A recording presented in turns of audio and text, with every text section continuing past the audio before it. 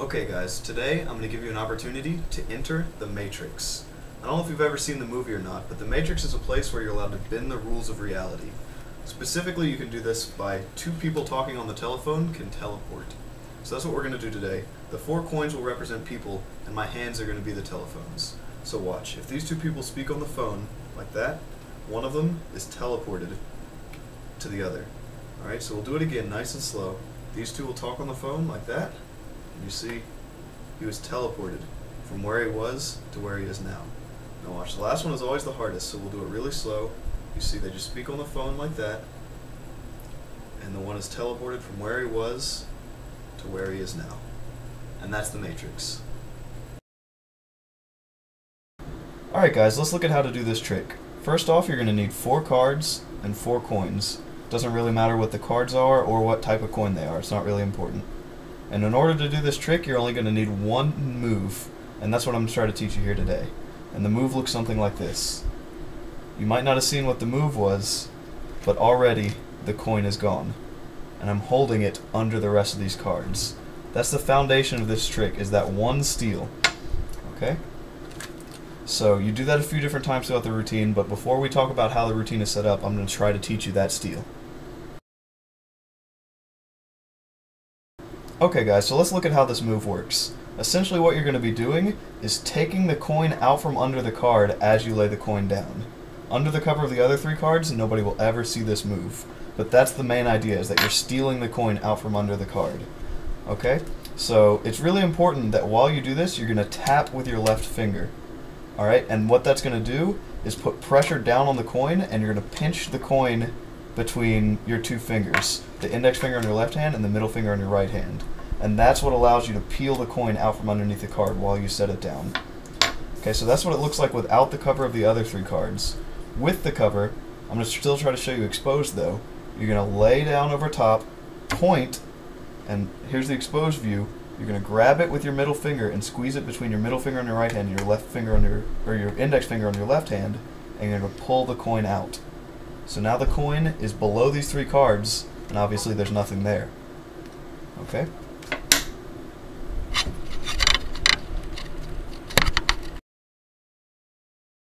Okay guys, I'm going to try to give you another view of this steal so you can see exactly what's going on. What you're going to do is cover the coin with the 4 cards, then you're going to tap it with your left hand. You're going to kind of hold your finger down there for a second, and that's going to allow you to reach under with your middle finger, just like that, and steal the coin out from under the card. Okay, so now you have it under these 3. So once again, only without the cover of the other 3 cards, you tap, steal, and pull. And now you've got the coin in your hand.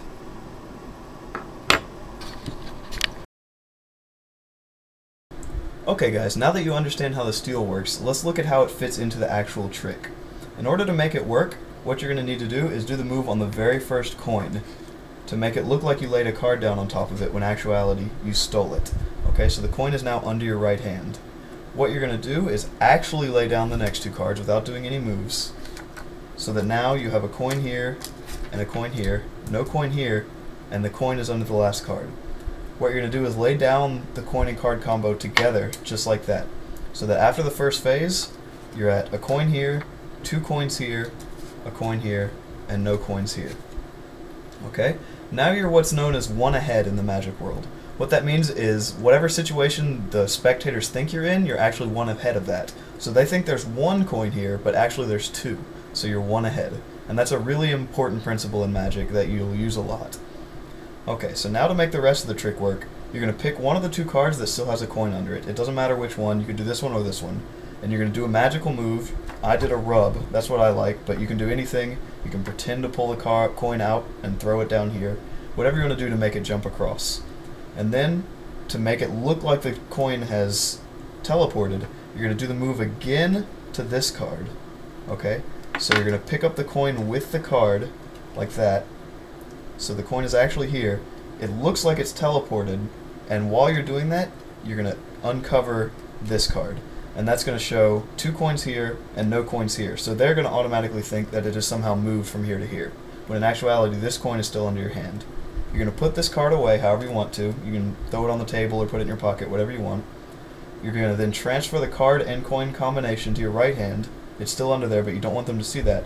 and you're going to lay them down together to cover those 2 coins. So now you've got 3 coins here, you've got 1 coin here, and no coins here.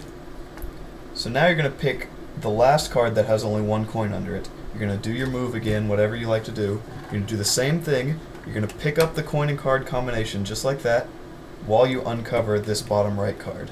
And it's going to look like the last one is teleported across. You're going to then, again, get rid of this card however you want, transfer the coin and card combo, and lay down the coin and card together so that they cover, or mostly cover. It doesn't matter if there's some sticking out as long as they don't see the new one that you laid down. So as long as you're mostly covering up, it's okay. Now, for the last one, all 4 coins are already here, so you can milk this one as much as you want. You can do whatever, the most crazy gesture to make it move, and then you can even ask the spectator to turn over the last cards. And that's the part that's really amazing. If you let them turn it over, it really, really makes it look really good. Okay guys, let's go over some tips that I have in order to make this trick easier. The first thing is that you might have noticed when I performed the trick originally, it was on a cloth-covered table, and now I'm doing it on a hard surface. That's because when you're performing this trick, you need some sort of soft surface, or else they'll hear the coins clinking on the table, and that'll give your secret away. I left it uncovered for the tutorial because I think it makes it a little bit easier to see, and also you can hear what's happening, but when you're performing it, obviously you don't want them to see or hear what's happening. So you can either do it on a cloth-covered table, you can use a close-up mat, you can use a couch, a bed, anything that's soft. If you need to make a close-up mat really quickly, one thing that I've found that's really easy is if you have a duffel bag, there's always a little rectangular part that lines the bottom, and you can just pull that out and use that as a close-up pad. I've used that several times as a close-up pad for this trick, and nobody ever gets suspicious. You just say, I need something that contrasts the coin really well, something black, whatever you need to do in order to get the close-up mat into play. So that's the first tip, is that do it on a soft surface. Okay, my next tip has to do with how you're going to lay the coins down secretly. Okay, so during the first one, you have a coin here and a coin here. You don't want them to clink when you lay it down. You have to cover this coin with the card while laying down this coin and not having them talk.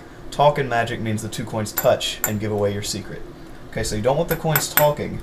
So what you're going to do is instead of holding the coin in the middle of the card where it's hard to not have them touch, you're going to slide it down to the bottom and then use this open part to cover the coin that's already there, and then you use the rest of the card to cover the coin you're laying down.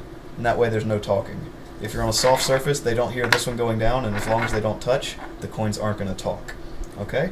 And then for the next transition, you're going to have another coin and card. What I do is pull it to the side and try to make a triangle, like that. Okay, so now you see there's a triangle here, or roughly a triangle. If you try to do it in a line, the card might not cover all of them.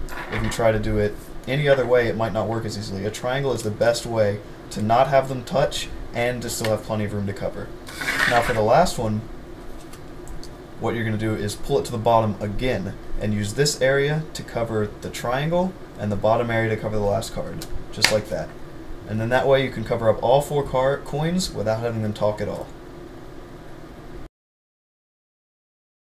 Okay guys, let's talk about angles now. One of the reasons this is one of my favorite tricks to do when I'm out and about is that it's very angle insensitive. And what that means is there are very few angles you have to worry about people seeing the move.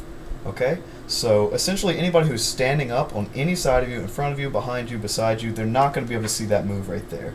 Because the move happens between the cards and the table. So unless their eyes are on that plane, they're not going to be able to see it. So the only people you have to worry about are maybe little children whose eyes are just above the table, or people who are sitting down really low maybe, or in a wheelchair or something. But unless their eyes are on the plane of the table, they're not going to be able to see it. So that's why this trick is so effective.